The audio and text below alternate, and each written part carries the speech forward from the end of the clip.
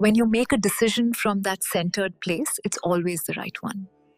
Absolutely. It's about trusting that inner wisdom. Have you ever felt like you're just, stuck? Like you really want things to be different, you want new results, but somehow you find yourself making the same kinds of choices, almost like you're on autopilot. Oh, absolutely. You might be physically there, but your mind's off somewhere else, Yeah, chewing on worries, replaying things. exactly. It's a feeling I think a lot of us recognize, especially with, well, just the sheer number of choices hitting us every single day. It can be overwhelming. It really can be.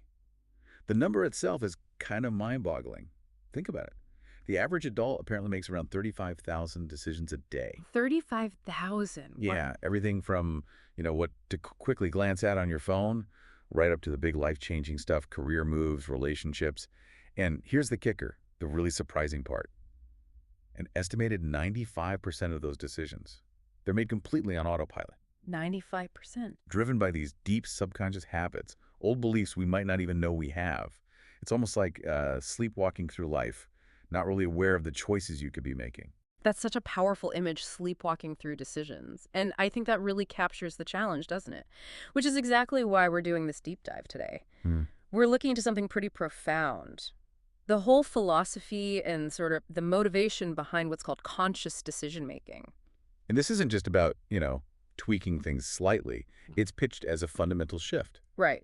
Our source material for this is a really fascinating 9-week course. It's developed by Abhi Duggal, who's the creator of the School of Breath. Yeah, and Avi's whole goal with this course, this journey, is to guide you, the listener, from, let's say, being just a product of your environment. Which is easy to feel sometimes. Totally.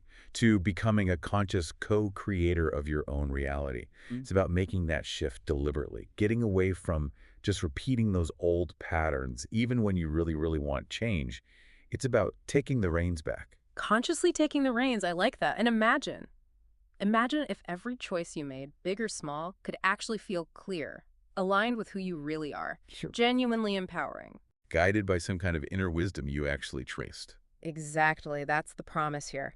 So in this deep dive, we want to unpack the ideas, the mindset shifts that could make that feel possible. It feels like it's time to step out of that fog, that unconscious routine fog, and into something clearer. Into awareness. Okay, so if we're serious about reclaiming the steering wheel, like Abhi suggests, where do we even start? Sounds like the first step isn't actually about what we decide, but who is deciding? This idea of identity. Why is understanding who is making the choice so foundational? How does it shape things, maybe even subtly? That's a great question, and yeah, it really is the starting point. There's this fascinating analogy Abby uses. It's about a knife. A knife, okay. Yeah, think about it. In a surgeon's hands, that sharp knife, it's a tool for healing, right? Saving lives, doing incredibly delicate work. But the exact same knife in the hands of, say, a criminal, it can cause terrible harm. Right. Same tool, Yeah. completely different outcome. Exactly. The difference isn't the knife itself. It's the identity of the person wielding it, their intention, their skill, who they are in that moment. And this really highlights how our identity, this I that makes the choices, isn't fixed. It's not set in stone. So it's changeable. Absolutely. It's malleable. You can redefine it, shape it consciously. James Clear talks about this in Atomic Habits. He says something like, your current behaviors are just a reflection of your current identity. Ah, okay. So to change your behavior, he says, you need to start believing new things about yourself. Yeah. And that's not just positive thinking. It's a real shift. Every time you consciously decide to see yourself differently, maybe as someone courageous or disciplined or creative, you're doing more than just thinking. You're actually recalibrating your internal compass. You're making decisions from a new place. Precisely.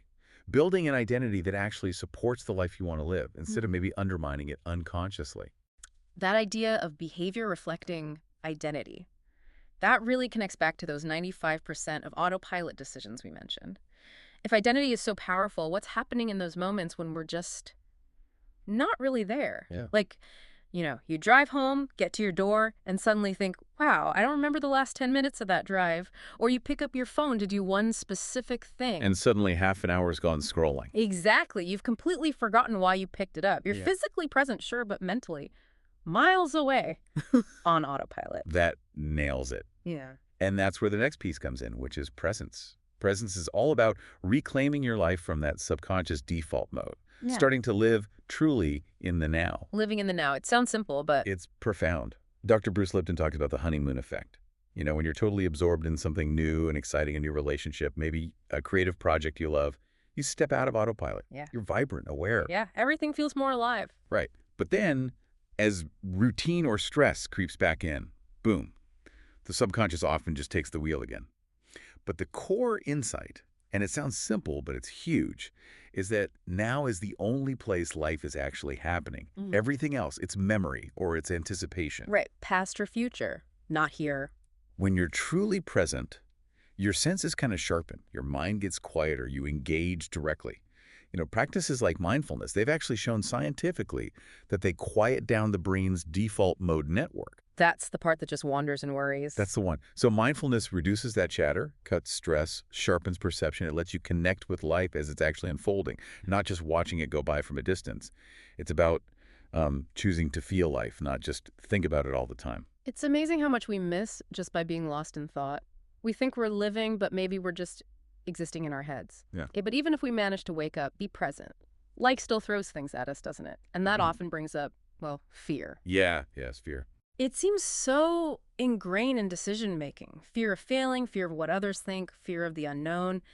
And it's sneaky. It often hides behind excuses or just endless procrastination. How do we deal with that? That's a critical question, isn't it? Yeah. It boils down to this. Are your decisions coming from a place of fear, or are they coming from courage? And the goal here, it's not really to eliminate fear completely. I mean, that's probably impossible. And maybe not even helpful sometimes. Fear can warn us. Exactly. It could be a vital signal. The real shift, the profound one, is stopping fear from making the decisions for you. It's about choosing, let's say, trust over terror. Trust over terror. Abhi Duggal actually shares a bit about his own journey here. He talks about making the terrifying decision to leave a really stable corporate job. Wow. That takes guts. Yeah, to fully go for his passion, teaching breathwork, is a huge leap into uncertainty. But he says what made it one of the best decisions wasn't just the single act of leaving, but the consistent effort and courage he put in after that. He chose trust again and again. And that's how the School of Breath grew globally. So it wasn't just one brave moment, it was continuous. Precisely. Courageous decisions, even if the outcome isn't exactly what you planned, they almost always lead to expansion. New opportunities pop up, you get this deep sense of fulfillment. Every time you act, despite the fear, you're essentially retraining your brain's fear response. You're carving out new neural pathways, making the next courageous choice feel a bit easier, a bit more natural. It's like building self-trust muscle. That's a really helpful distinction, not getting rid of fear, but not letting it drive. And often, when you make those courageous choices, you tap into something else, right? Something deeper than just logic or fear. Like, have you ever had a decision that looked perfect on paper? All the pros lined up. But inside, there's this little voice, this quiet feeling saying, don't do it. Or the opposite. Something looks super risky, your logical mind is screaming, no way, but your heart or your gut just insists, go. Yes, that's it. That gut feeling, that inner knowing, what is that really? Well, if we connect this back, intuition isn't just some, woo-woo magic thing. It seems to be a form of incredibly fast subconscious intelligence. Subconscious intelligence. Okay, think about it. Neuroscientists like Dr. Andrew Huberman explained that our brain is constantly processing huge amounts of data from past experiences, spotting patterns, putting things together, all beneath our conscious radar. So it's accessing all this stored information super fast. Exactly. And that processing surfaces as a hunch, a feeling, maybe a flash of insight. The real key, though, as you were saying, is telling the difference between genuine intuition and, say, fear dressed up as intuition, or maybe just wishful thinking. How do you tell? Well, true intuition often feels calmer, clear. It's sometimes described as a soft, confident whisper. It feels expansive, opening things up. Fear, on the other hand, usually feels anxious, maybe loud in your head, often accompanied by a physical tightening, a contraction. That makes sense. Calm versus anxious. Right. Steve Jobs famously said, have the courage to follow your heart and intuition. They somehow already know what you truly want to become. And it's not just for tech gurus. Abhi actually mentions that his whole 9-week program came from an intuitive hit he got during meditation. It just felt right. He had this deep knowing this structure would really help people. So cultivating that means quieting the outside noise, quieting the overthinking mind, long enough to hear that wiser, quieter voice inside. Okay, so you're developing this inner wisdom, listening to intuition, but where is it leading you? This seems to bring us to the idea of having a clear vision, doesn't it? Like a blueprint for your life that goes beyond just getting through the day or reacting to stuff. Absolutely critical. Because without that vision, even conscious decisions might feel kind of random or maybe pulling you in different directions. You end up building a life by default, maybe, not by design. Exactly. And what's really cool here is the science behind visualization Mm. and how it connects to our brain.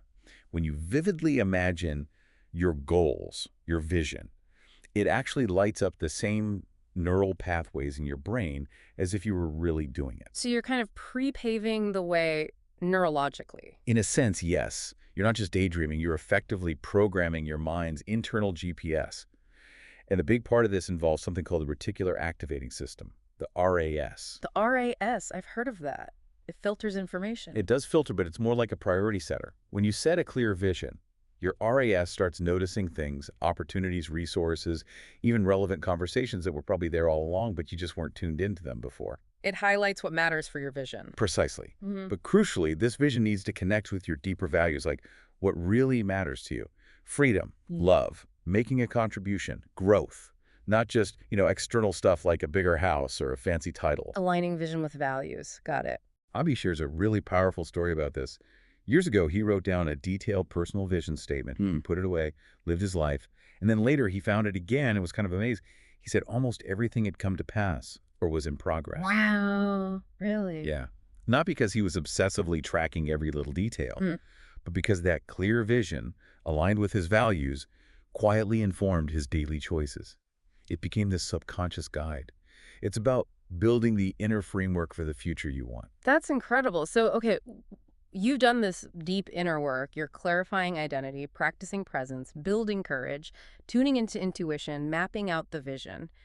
But a blueprint doesn't build the house, right? You actually have to, well, do the work according to the plan. Exactly. Walk the talk. Which brings us to integrity, this idea of aligning what you believe, what you say, and what you actually do. Being consistent, keeping promises, especially to yourself, and then there's surrender. That one feels almost like the opposite of all this conscious effort in creating, doesn't it? It's a fantastic point, and this is where the philosophy gets really rich. Integrity, first off. It's not just about being honest with other people. Fundamentally, it's about being honest with yourself. Okay. When your beliefs, your words, your actions are all out of whack, it creates this internal static, this friction. It drains your energy, chips away at your self-trust. It's like trying to steer a ship when the compass, the map, and the rudder are all pointing different ways. Real conscious decision-making needs that internal alignment. That makes total sense. So what about surrender then? How does that fit? Surrender, this raises that important question. Yeah. You've done all the conscious planning, the aligning. Yeah. What happens when life throws you a curveball anyway? Because right. Inevitably. Surrender is the beautiful, necessary balance to all that conscious effort. It's not about giving up or being passive. It's not throwing your hands in the air. It's more about recognizing and accepting what you genuinely cannot control. And then trusting in a kind of larger flow, maybe a deeper intelligence that's beyond your immediate ego's plans. Accepting what you can't control. Exactly. Eckhart Tolle says something like, stress is wanting something to be that isn't. And Dr. Joe Dispenza talks about true surrender being about letting go of the ego's need to control everything and allowing this sort of all-knowing, loving intelligence to take over. Letting go of the outcome, maybe? Precisely that. Abhi actually lived this during the pandemic. Suddenly, all the in-person events for the School of Breath were just canceled, gone. It must have felt like a disaster. Initially, yeah, crisis. But by surrendering the old plan, accepting the reality, and trusting that a different path could emerge, they pivoted online. And it turned out to be, as he calls it, a blessing in disguise.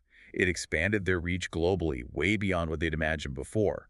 It shows that sometimes letting go of your tight grip allows even better things to unfold, things you couldn't have possibly planned for. Wow. Okay, so this brings us somewhere really interesting. Because all these huge shifts we've talked about, identity, presence, courage, intuition, vision, integrity, surrender, they need to stick, right? It's one thing to have an aha moment, but it's another thing entirely to make it how you actually live day in, day out. That's the crucial part. I'm guessing this is where habits come in. Like, habits are the structure that makes all this real and consistent. You nailed it. Habits, which are explored really deeply in week 4 of Abhi's course, They are exactly that invisible architecture, as you put it earlier. They're the practical ways these big philosophical ideas become automatic, just part of who you are and how you operate. They make it sustainable. Right. And that leads directly to the ultimate aim of this whole journey, Hmm. integration. Integration, which is the focus of the final week 9, is all about weaving every single one of these threads together. Bringing it all together. Identity, presence, courage, intuition, vision, integrity, surrender, and, yeah, the power of consistent habits. Weaving them into this holistic, harmonious way of being. The goal isn't just to know this stuff intellectually, it's to become an embodied, conscious co-creator. Embodied. Yeah. So living it naturally. Exactly. Someone who just knows instinctively when to analyze and when to trust intuition, when to push forward and when it's time to relax, when to plan carefully and when to just surrender and trust the flow.